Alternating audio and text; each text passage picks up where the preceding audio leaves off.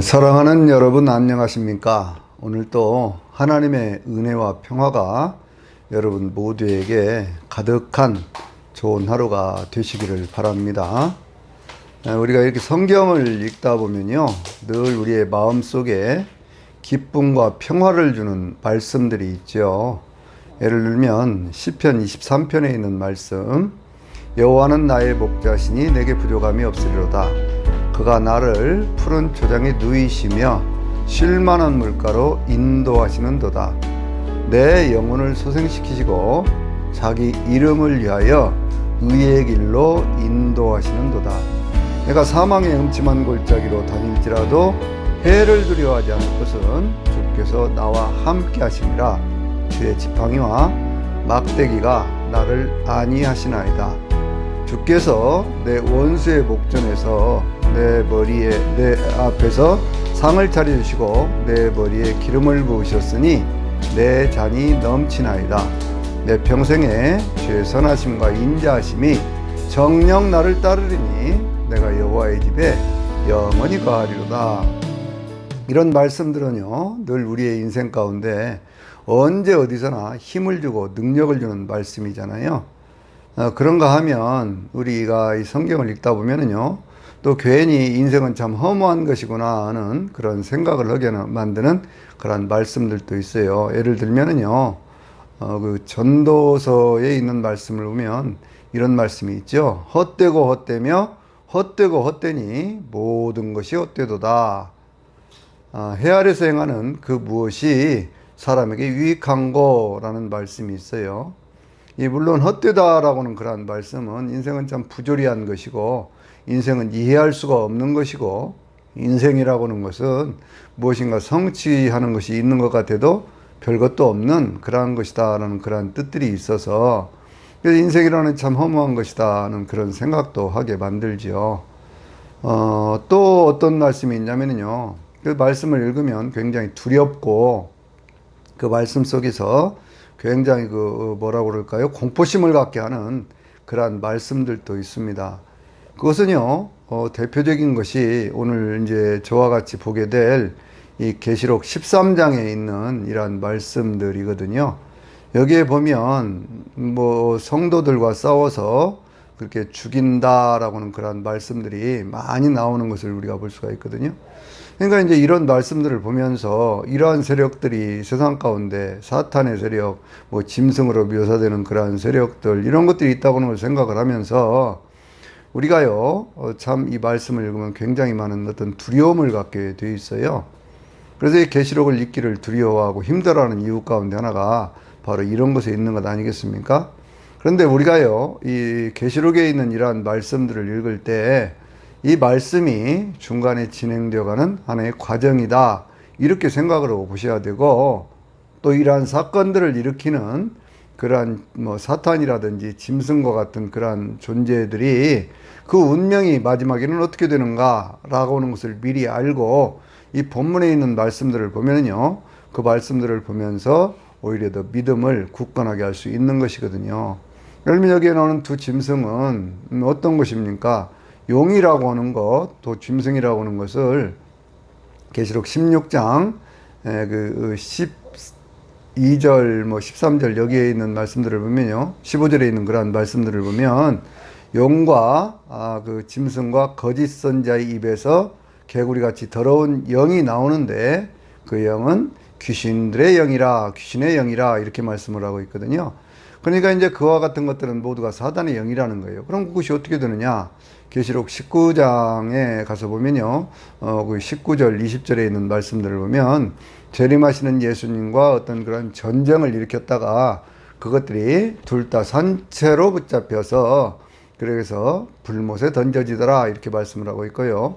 또 20장 10절에 있는 그런 말씀을 보면 거기에는 그 용, 사단이 그 하나님 앞에서 붙잡혀서 그렇게 가지고 불못에 던져지는데 거기에는 짐승과 거짓 선자도 있어서 그들이 세세토록 괴로움을 당하리로다, 이렇게 말씀을 하고 있거든요. 그러니까 이건 지금 무슨 얘기를 제가 하려고 그러냐면요, 어떤 이렇게 공포심을 주고 두려움을 주는 어떤 그런 성경에 있는 말씀들을 봤을 때 그냥 그 말씀에만 이렇게 매이지 말고 그러한 일들을 일으키는 그러한 그 사건의 그 결말이 어떻게 되는가라고 하는 것을 미리 알고 이런 말씀들을 봐야 그 말씀들을 보면서 두려워하지 않을 수 있다. 이런 얘기를 제가 지금 하려고 하는 거예요. 자, 이제 성경 본문에 있는 말씀들을 보겠습니다. 오늘 같이 저하고 보게 될 말씀은 계시록 13장 1절에서부터 10절까지 있는 그러한 말씀인데, 바다에서 올라온 짐승이라는 제목으로 제가 말씀을 드리도록 할게요. 성경 본문에 있는 말씀을 보니까요, 또 내가 보니 바다에서 한 짐승이 올라오는데 머리가 7이고 뿔이 10이라. 그 10뿔에는 10왕관이 있고 그 머리들에는 하나님을 모독하는 이름들로 가득하더라. 이렇게 되어 있죠. 그러니까 이 짐승이라고 하는 것이 7머리 10뿔 가진 그러한 짐승으로 나오고 있는데, 이 짐승이 맨 먼저 등장했던 것은 11장에서 두 증인들이 이 증언을 마쳤을 때요, 무저갱으로부터 올라왔던 그러한 짐승으로 이렇게 묘사가 되었던 바로 그 짐승이거든요. 그런데 그 짐승의 모습을 7머리 10뿔 가진 짐승으로 묘사를 하고 있는데, 이 내용은 계시록 17장에 가서 보면요, 그 8절 이하에 아주 상세하게 그 내용들을 설명하고 있습니다. 거기에 보면은요, 7뿔은 7산이고 7왕이라 그랬고요.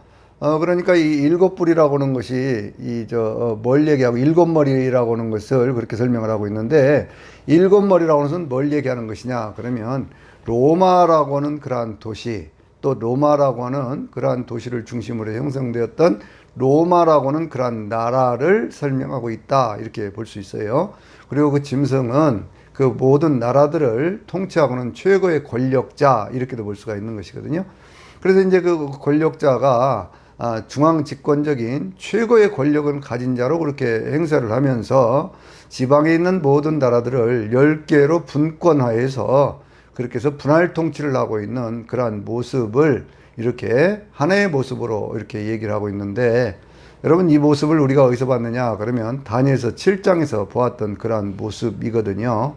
그런데 이제 그 7이라고 이렇게 표현을 한 것을 또 다른 그 표현으로 보면 어떤 것이 있냐면, 이스라엘 백성들을 역사 속에서 계속 괴롭히고 이스라엘 백성들을 힘들게 하고 괴롭혔던 그러한 나라들, 그러니까 이제 애굽에서부터 시작을 해서요, 아수르라든지 바벨론이라든지 혹은 메데바사라든지 헬라라든지 로마까지가 6개잖아요. 그리고 그 다음에 이어질 나라가 7번째 나라인데, 이 모든 것들을 포함해서 되어지는 나라를 계시록 그 17장에서는요 8번째 왕, 이런 식으로 표현을 하고 있습니다.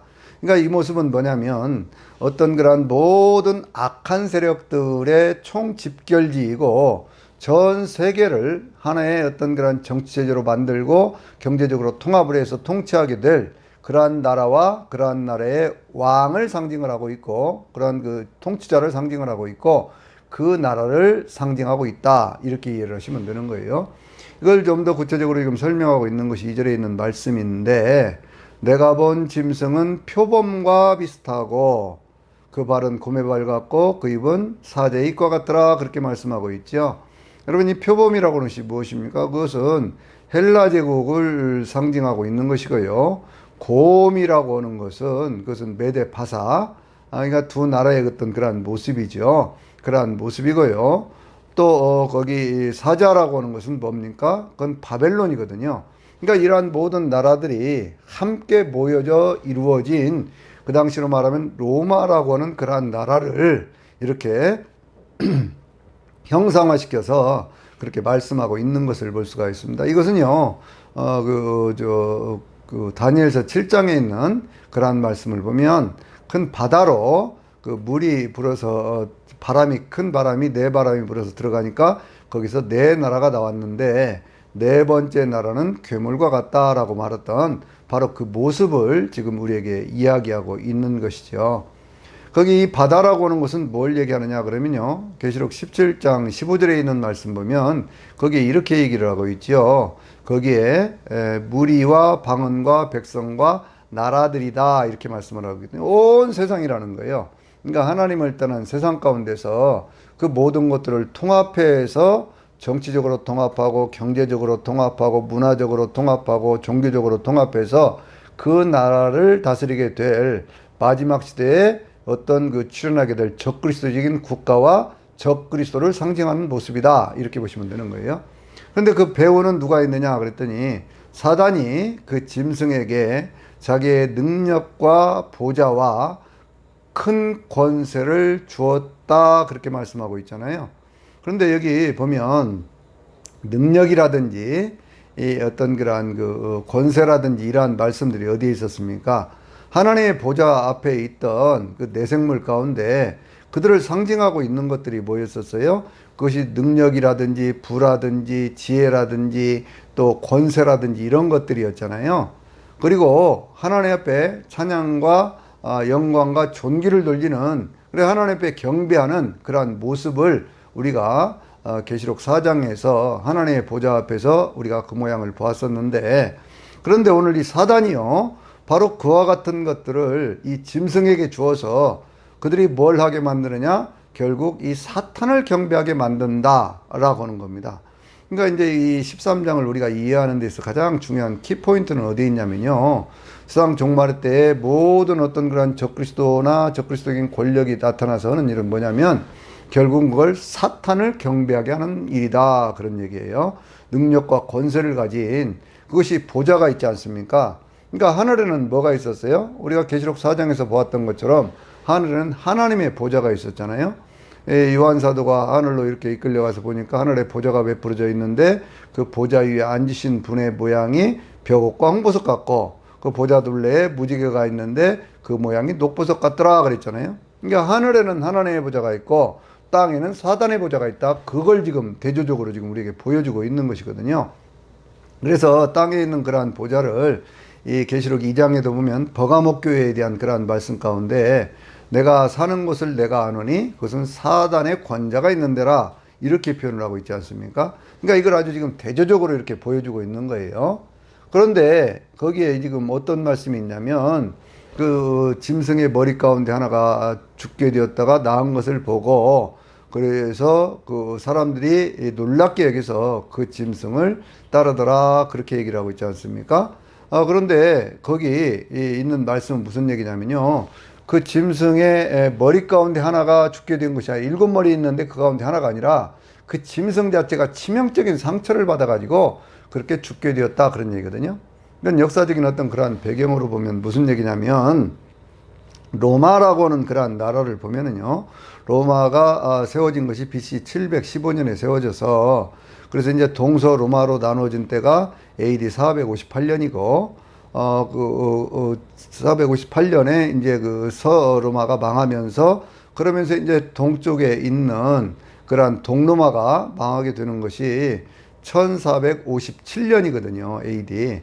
그러니까 이 로마라고 하는 나라는요, 거의 한 2200년의 어떤 그런 세월을 이어오면서 그 권력을 가지고 있던 그러한 나라였었는데, 지금 이 계시록에 쓰여지던 어떤 그러한 시대는 언제냐 그러면 AD 1세기잖아요. 그런데 이 AD 1세기는 어떤 시대냐? BC 27년에 옥타비아누스라고 하는 사람이 황제가 되면서요, 그 공화정 체제로 있던 로마가 황제 체제로 이렇게 바꿔지게 됩니다. 그러면서 이제 그 나라에 많은 혼란들이 생기게 돼요. 우리가 이제 성경에 보면 아구스토라고 하는 사람이 호정령을 내려서 그래서 이제 마리아하고 또 요셉이 호적하러 베들레헴을 찾아갔다가 거기서 예수님을 낳게 되는 그러한 모습도 나오잖아요. 근데 그러한 이제 그러한 일들이 이렇게 쭉 이어져 가면서 여러 황제들이 바뀌게 되는데 그때 굉장히 많은 혼란이 있었습니다. 예를 들면요, 오늘 이 계시록 13장에서 그 짐승으로 묘사가 되고 있는 이 네로, 그것은 이제 뭐 다음 시간에 제가 육육력에 대한 설명을 드리면서 좀 더 상세하게 말씀을 드릴 터인데, 이 네로와 같은 그러한 자는 어떤 자였었느냐 그러면 그 어머니가요, 그 전대에 있던 황제하고 이렇게 결혼을 했습니다. 이렇게 재혼을 해가지고 결혼을 해서 자기의 아들이었던 이 네로를 황제를 만들기 위해서 그 자기 남편을 독살을 해요. 그래 놓고는 자기 이 아들이었던 네로를 황제를 만들거든요. 황제를 만들었는데 그때 네로가 한 뭐 18살쯤 이렇게 되었었어요. 그러다 보니까 사건건 그렇게 간섭을 하는 거예요. 그러니까 이 네로가요, 제법 이제 자기도 똑똑하다고 생각을 하고, 뭐 여러 가지 다 잘할 수 있다고 생각을 하고, 어머니가 이렇게 자꾸 간섭을 하니까요, 그 어머니를 죽여버려요. 처음에는 물에 빠져 죽이려고 그랬는데, 그 여자가 이제 그 헤엄을 쳐서 나오니까 자객을 보내가지고, 그렇게 해가지고는 그 어머니를 죽이고, 그렇게 해서 그 나라의 황제로 그 왕권을 이렇게 공고하게 하는 정도로 아주 포악한 그런 존재였었거든요. 그래서 이제 여러 가지 어떤 그런 내전을 겪고 내란을 겪고 막 그렇게 하면서 이 나라가 계속 갈 것인가 라고 그랬는데, 그 뒤에 이제 네로가 죽고 난 뒤에 그 나라가 점점 더 이제 견고해지기 시작하면서, 그러면서 그 나라가 이제 그 도미티안 시대가 지나고 나면요, 그 현재라고 하는 뭐 오현제라고 하는 그러한 황제들의 시대가 되면서 나라가 아주 굳건하게 세워지는 그러한 때가 있고 그러거든요. 그런데 이제 이 나라의 어떤 그러한 모습들, 나라가 막 요동을 하고 그렇게 황제가 죽기도 하고 네로만 하더라도 자살을 했으니까요. 그렇게 되는 그러한 모습들을 보면서 이 나라가 계속 갈 것인가라고 생각을 했는데, 그 나라가 계속 더 튼튼히 이렇게 세워져 가는, 내란을 겪고 뭐 여러 가지 전쟁을 겪으면서 오히려 더 튼튼히 서가는 그러한 모습들을 보면서 모든 세력들이 그에게 굴복했다라고는 그러한 표현이죠. 용이 자기의 권세를 그 짐승에게 주매, 용에게 경배하고 그 짐승에게 경배하며, 사람들이 이렇게 얘기를 합니다. 누가 이 짐승과 같으며 누가 이 짐승과 겨루어 싸우리요 라고 얘기를 해요. 여기 보세요. 경배라는 단어가 나오고 있지 않습니까? 그러니까 용이라고는 그러한 존재는 우리가 계시록 12장에서 보았던 것처럼 여자의 남은 후손들과 싸우려고 바다 모래 위에 서 있었잖아요. 그 바다 모래 위에 서 있었을 때 그가 뭘 했느냐 그러면 하나님의 계명을 지키고 예수의 증거를 가진 자들과 싸우려고 바다 모래 위에 서 있더라 그랬는데, 결국 그것은 뭐냐면 하나님이 받으셔야 될 그러한 경배를 자기가 받으려고 거기에 자기의 대리자로 어떤 그 적그리스도적인 권력자를 세우고, 그 다음에 이제 11절 이하에 보면 거짓 선자를 세워서 그러한 일들을 하는 것을 우리가 볼 수가 있습니다. 그런데 이 짐승이 뭘 받았느냐 그러면요, 과장되게 신성 모독하는 입을 받아서 그렇게 얘기를 하지요. 과장되게 참남되게 아주 크게 하나님을 모독하는 그러한 입을 받았다 그 얘기예요. 누구에게서요? 사탄에게서 받은 것이죠. 그 입을 받아서 그가 하나님의 이름과 하늘 곧 그의 장막에 거하는 자들을 모독하더라, 비방하더라, 비난하더라, 이렇게 지금 말씀하고 있거든요.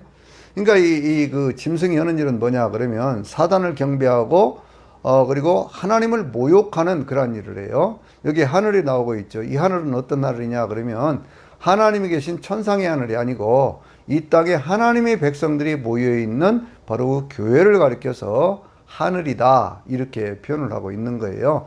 이 표현은요, 계시록 12장에 있는 말씀을 보면 거기에 이제 사단이 땅으로 쫓겨나면서 하늘들과 그 안에 거하는 자들은 기뻐하라 이렇게 표현을 할 때, 그 하늘들이라고 하는 것이 천상의 하늘, 지상에 있는 하늘, 이 교회, 이 두 가지를 의미한다고 제가 지난번에도 말씀을 드렸잖아요.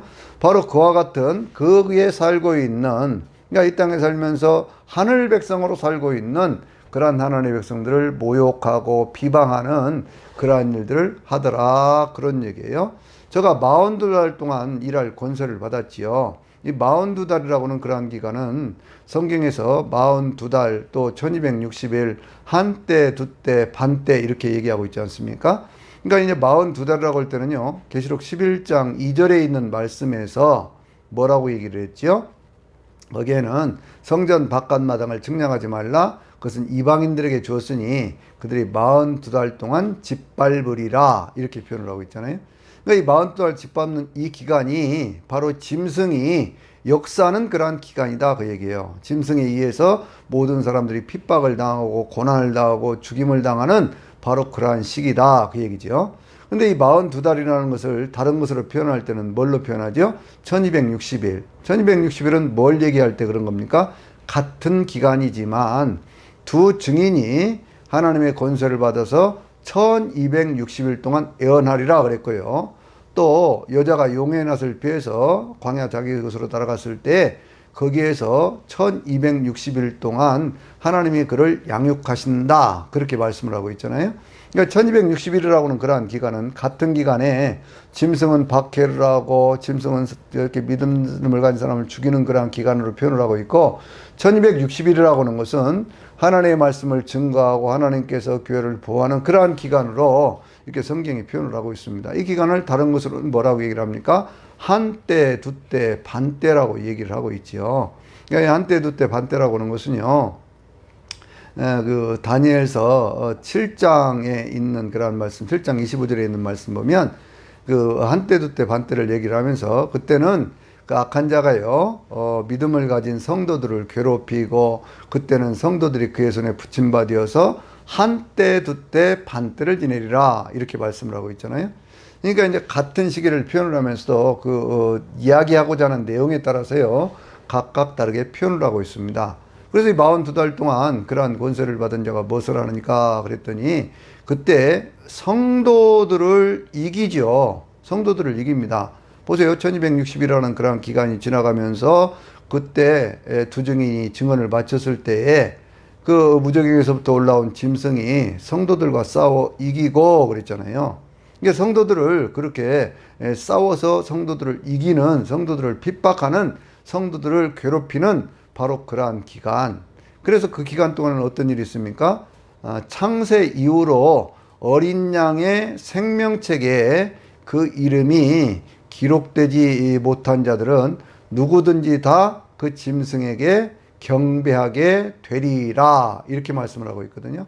여러분 이 말씀을 좀 더 우리가 유심히 봐야 될 건 뭐냐면 창세 이후로라고는 그런 말씀이에요. 그러니까 이 세상에는요, 두 부류의 사람이 있어요. 한 부류의 사람은 하나님께 속한 백성들이 있고 한 부류의 사람은 사단에게 속한 백성들이 있다고 해요. 그것이 가장 명확하게 나누어지는 때가 언제라는 거예요? 말세가 되면 하나님을 믿는 백성들과 하나님을 믿지 않는 백성들이 확실하게 나눠지는 그러한 때가 있다. 그것을 이제 11절 이하에 보면 짐승의 표로 구별을 한다. 이렇게 지금 말씀하고 있는 거거든요. 그런데 거기에 보니까 죽임을 당한 어린 양의 생명책에, 죽임을 당한 어린 양은 누구예요? 예수님이잖아요. 예수님의 생명책에, 여러분 이 계시록에는요, 생명책이 나오고 있고 또 뭐가 나오고 있냐면 행위를 기록한 행위록이 나오고 있고요. 또 말라기서 3장 16절에 보면 기념책이 나오고 있는데 생명책이라고 하는 것은 뭡니까? 하나님의 구원받은 백성들의 이름이 기록된 책, 그렇게 지금 얘기를 하고 있는 것이 생명책이죠. 그리고 생명책에 대한 어떤 그러한 얘기를 사대 교회에 주신 그러한 말씀 가운데서도 이기는 자는 흰옷을 주며 또 그 이름을 생명책에서 지우지 않는다. 그렇게 표현하고 있죠. 하나님과 그의 천사들 앞에서 그 이름을 시인한다. 그렇게 말씀을 하고 있잖아요. 그러니까 생명책에서 이름을 지우지 않는 그러한 은혜가 있다는 거예요. 이기는 자들에게. 또 어떤 사람들이 됩니까? 생명책에 그 이름이 기록된 사람들은요. 계시록 20장 15절에 있는 말씀 보면 거기는 뭐라고 그랬어요? 생명책에 그 이름이 기록되지 못한 자들은 누구든지 다 불못에 던져지게 되더라 그랬죠. 그러니까 생명책에 기록되지 못한 사람들은요. 그가 누구든지 간에 마지막 심판 때에 지옥에 들어가게 된다. 그렇게 지금 표현을 하고 있는 거예요. 그러니까 생명책은 구원받은 하나님의 백성들의 이름이 기록된 책, 그렇죠? 그래서 그 이름이라고 하는 것을 성경이 뭐라고 얘기를 하냐면 누가복음 10장에도 보면요, 제자들이 나가서 복음을 전하고 그렇게 했을 때 돌아와서 보고를 하지 않습니까? 주님, 우리가 주님의 이름으로 귀신도 쫓아냈습니다 라고 얘기를 했을 때 주님이 뭐라고 말씀하셨어요? 너희가 귀신을 쫓아낸 것으로 만족하지 말고 너희 이름이 하늘에 기록된 것으로 기뻐하라, 이렇게 말씀을 했습니다. 근데 이름이라고 하는 것이요, 또 어디에 있냐면 이 빌립보서 4장에 있는 말씀을 보면은요, 거기에 이제 그 사도 바울이 빌립보 교회에 있는 그런 교인들을 얘기를 하면서 거기에 있는 여인들의 이름을 얘기를 하면서 그들의 이름이 생명책에 있느니라, 이렇게 말씀을 하고 있거든요. 그런데 이단에 있는 그러한 자들은 뭐라고 얘기를 합니까? 그것이 자신들의 교적부다, 이렇게 얘기를 하거든요. 그래서 사람들을 굉장히 어떤 공포심을 심어줘요. 마지막 때가 되었을 때에 그 생명책에 자기들의 교적부에 이름이 올라와 있지 않으면, 그러면 어떤 그런 그 귀신, 마귀, 사탄에게 그렇게 넘어가 가지고 그렇게 해서 지옥에 간다 그러면서요, 그렇게 하잖아요. 그래갖고 어디 뭐 신천지 같은 데는 이게 생명책에 기록된 사람들 또 추린다고 또 시험도 보고 별짓들을 다 하잖아요. 그러니까 여러분들이 이 하나님의 말씀을 제대로 알아야 됩니다. 생명책은요, 하나님 앞에서 우리 구원받은 하나님의 백성들의 이름이 기록된 책이에요. 행위록은 뭘까요? 그것은 우리의 삶의 모든 것들을 기록한 것이죠. 왜 하나님 기록하실까요? 상과 벌에 대한 얘기를 하기 위해서 행위록을 얘기하는 거예요. 계시록 20장에 보면 백보자 심판하실 때 하나님의 보좌 앞에 책이 펴져 있고 책들이 펴져 있는데 그 책들에 기록된 대로 사람들이 심판을 받는 모습이 나오고 있거든요. 책이 있고 책들이 펴 있다. 책은 뭐예요? 생명책. 책들은 뭐예요? 행위록. 우리가 그렇게 얘기를 하는 것이죠. 그래서 주님께서 계시록 22장 12절에서 뭐라고 말씀하십니까? 내가 속히 오리니 내가 너희 각 사람이 행한 대로 갚아주리라. 이렇게 말씀을 하고 있거든요. 내가 너희 각 사람이 줄 상이 있어. 내가 너희 각 사람이 행한 대로 갚아주리라. 그렇게 말씀하고 있죠. 그러니까 상과 벌에 대한 것들을 주님께서 구별하시기 위해서 그런 거예요. 또 기념비책이라고 하는 건 뭐냐 그러면 말라기 3장 16절에 있는 말씀 보면요. 하나님 앞에서 뭔가 기념될 만한 그러한 일을 했을 때 하나님께 특별히 그것을 기록하셨다라고 하는 그러한 말씀이 있어서 그것을 기념책이다. 우리가 그렇게 얘기를 하는 거예요. 그러니까 이런 것들을 기록했다고는 그러한 의미는 무슨 얘기냐면 하나님이 무언가를 심판하실 때 구원하실 때 근거 없이 하시는 것이 아니다는 거지요. 뚜렷한 근거를 가지고 분명한 그것을 가지고 하시는 분이지 그냥 아무렇게나 하시는 것이 아니다는 거예요. 그래서 우리가 생명책에 이름이 기록되어 있고 우리가 하나님 앞에 행한 좋은 일들이 또 기념책에도 또 행위에도 많이 기록이 되어 있어서 하나님 앞에 큰 상을 받는 저나 여러분이 되시기를 바랍니다. 그래서 생명책이라고 하는 것이 우리에게 얼마나 큰 힘이 되냐 그 말이에요. 그런데 그 다음에 있는 말씀을 보면요. 이런 말씀이 있죠. 그러므로 귀 있는 자들은 들을지어다 이렇게 말씀을 하고 있습니다. 이건 무슨 얘기냐면 그 다음에 나오는 말씀이 굉장한 어떤 그러한 아픔의 내용이기 때문에 그런 거예요. 이게 무슨 아픔이냐 그러면요 거기 있는 말씀을 보면은요 귀 있는 자는 들을지어다. 주님께서 계속 그런 말씀들을 많이 하셨지요. 어디에서 말씀을 하셨냐면요 씨 뿌리는 비유를 말씀하신 다음에도 귀 있는 자는 들을지어다 라고는 그런 말씀을 하셨고 또 계시록 2장과 3장에도 있는 말씀 보면요 계속해서 뭐라고 말씀을 하셨어요? 성령이 교회들에게 하시는 말씀을 들을지어다 그랬고요. 계시록 1장 3절에서는 이 예언의 말씀을 읽는 자와 듣는 자와 그 가운데 기록한 것을 지키는 자가 복이 있다 이렇게 말씀을 하셨지요. 우리가 듣는다고 하는 것은 뭘 얘기하는 거예요? 누군가의 얘기를 들으면서 깨달음의 역사가 나타나는 거예요. 내가 미처 읽으면서 잘 알지 못하던 것 들으면서 깨닫는 역사가 있는 거거든요. 그래서 알아서 그 말씀대로 살아라 그런 얘기예요. 그냥 듣고 스쳐가라 그런 얘기가 아니라 그 말씀을 듣고 깨달아 알아서 그 말씀을 굳건히 마음에 새기고 그러면서 행하는 사람이 되라 그런 얘기거든요. 그래서 그 성경에 있는 그러한 말씀 가운데 사대교회에 그러한 주신 그러한 말씀 가운데도요 내가 어떻게 들은 일을 생각하고 지켜 회개하라 그렇게 말씀을 하잖아요. 그러니까 우리가 하나님의 말씀을 잘 드려야 됩니다. 그리고 하나님의 뜻을 깨달아야 돼요. 그런데 그 다음에 있는 말씀이 아주 엄청난 그런 경고의 말씀이죠. 뭐라고 그랬어요? 이제 사로잡혀 갈 자는 마땅히 사로잡혀 가게 될 것이고 칼에 상하여 죽게 될 자는 마땅히 칼에 상하여 죽게 되리니 성도의 인내와 믿음이 여기에 있느니라 이렇게 지금 말씀하고 있거든요.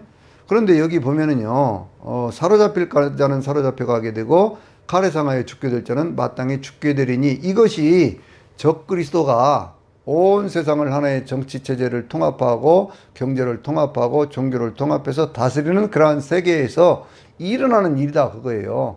거기에 보니까 어린 양의 생명책에 그 이름이 기록되지 못한 자들은 누구든지 다 그 짐승에게 경배하게 되리라 그랬잖아요. 되리라. 그러니까 이것은요 과거적인 어떤 그러한 사건만이 아니고 오늘 우리의 인생 가운데서도 우리의 살아가는 인생 가운데도 이루어지는 일이고요 마지막 때에 그렇게 되어질 일이다 라고 하는 것을 말씀하고 있는 겁니다. 이 계시록에 있는 말씀들을 생각하면서 이것이 과연 뭐 옛날에 있었던 네로 시대에 있었던 그러한 일이라고만 생각하면 이미 지나가 버린 일 아닙니까? 또 이것이 먼 미래에 있을 것이다 그러면 우리의 인생하고도 아무 상관이 없는 일이거든요.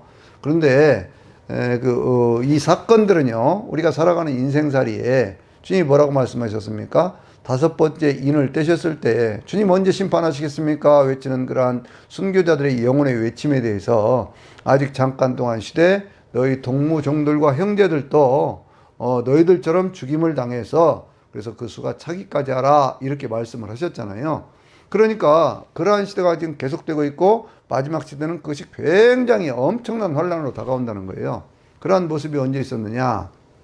네로가 그 54년에 집권을 해서 68년까지 그렇게 이제 통치를 냈거든요. 그런데 이제 54년부터 한 5년간은 참 통치를 잘했습니다. 그런데 이제 그 뒤에 언제부터 이게 아주 그냥 팍해지기 시작했냐면 64년도가 되어졌을 때 로마에 큰 화재가 나가지고 로마 시내 전체가 큰 불에 타버렸거든요. 한 3분의 1 정도 타버리니까 민심이 흉흉해졌을 거 아닙니까? 근데 네로는 이게 아주 시성이 굉장히 발달한 그러한 친구고 또 예술적인 감각이 있던 그러한 친구여서 그 불이 타는 그러한 모습을 보면서 오히려 그 가운데 시를 읊조리는 그러한 모습을 보여준 거예요. 거기에 민중들이 얼마나 화가 났겠습니까? 그래갖고 저 네로를 타도하자 하는 그런 분위기가 형성이 되니까요. 네로가 어떤 짓을 하냐면 그 모든 죄를 누구에게 뒤집어 씌워요? 그것을 기독교인들에게 뒤집어 씌웠지요. 기독교인들을 어떻게 박해를 했느냐 그러면요. 양의 옷을 입혀가지고 그렇게 해가지고는 이 그 원형 경기장 같은데 집어넣어가지고 사제의 밥이 되게 하기도 하고요. 재산을 몰수해서 다 추방시키기도 하고요. 또 그때 이제 67년도에는 바울 사도가 순교를 했지요. 목이 잘려서 순교를 했고요. 68년도에는 이 베드로 사도가 그렇게 해가지고 그 십자가에 거꾸로 못 박혀서 그렇게 또 순교를 하지 않습니까? 또 그 시대에는요, 사람들한테 막 기름을 부어가지고요, 그러니까 십자가에다 매달아 놓고 불을 붙여갖고 횃불로 쓰기도 하고 막 그런 아주 참혹한 그런 일들이 생겼거든요. 이스라엘 민족들은 이러한 일들을 역사 속에서 또 한 번 당했던 적이 있죠. 언제예요? 신구약 중간 시대에 안티오쿠스 에피파네스 4세라고는 그러한 자가 나타났을 때 그러한 일들이 생겨났거든요. 그런데 이러한 일들이요, 그때만 이렇게 해서 다 끝난 것이 아니라 그때가 이제 언제냐면 66년도부터 그 70년까지가 유대 전쟁이 있었던 그러한 시절 아닙니까? 그러니까 이제 우리가 보통 7년 대환란 뭐 2300주야 이런 얘기를 하는 것은 그 시기들이 묘하게 그렇게 지금 맞아 떨어지고 있어요. 그래서 앞에 그냥 1260일 해가지고 네로시대로 끊어서 볼 수도 있고요. 그 뒤에 환란까지를 보면 더 엄청난 것은 뭐냐면 근데 이제 70년도에 그 유대 나라가 완전히 멸망을 당하면서 그때 죽었던 숫자가 몇 명이라고 얘기를 하냐면 110만 명이 죽었다 그렇게 얘기를 하거든요. 그리고 10만 명의 사람들이 그 로마로 끌려가 가지고 그 콜로세움 그 경기장을 세우는데 노예로 그렇게 일을 하는 그러한 모습들을 보여줍니다. 그러고 나서도요, 계속해서 이제 유대 사람들의 어떤 반란의 사건이 있으니까 그 사람들 가운데 한 1000명 정도 되는 사람들이 마사다 유세로 피신을 갔잖아요. 거기에는 누가 있었느냐 그러면 헤롯이라고 하는 사람이 거기에 몇 년간 먹고 쓸 수 있는 그런 군량비라든지 물이라든지 그런 걸 비축을 해놨거든요. 그러니까 거기로 가가지고 거기서 결사항전을 하기를 시작을 합니다. 한 3년 걸렸지요. 그러니까 이제 로마가 그걸 그만둘 수가 없으니까 그 로마가 거기를 침공을 하는데 어떻게 침공을 하냐면요. 그 유대 사람들 한 6천 명 정도를 동원을 해가지고 밑에서부터 토성을 쌓기를 해가지고 그 토성에서부터 큰 돌 한 20kg쯤 되는 그러한 돌들을 막 투석하기 시작하는 거예요. 그러니까 이제 성벽이 막 무너지고 그랬지 않겠습니까? 곧 이제 그거가 망하게 될 그러한 때, 그때가 이제 뭐 4월 15일이었다고 그래요.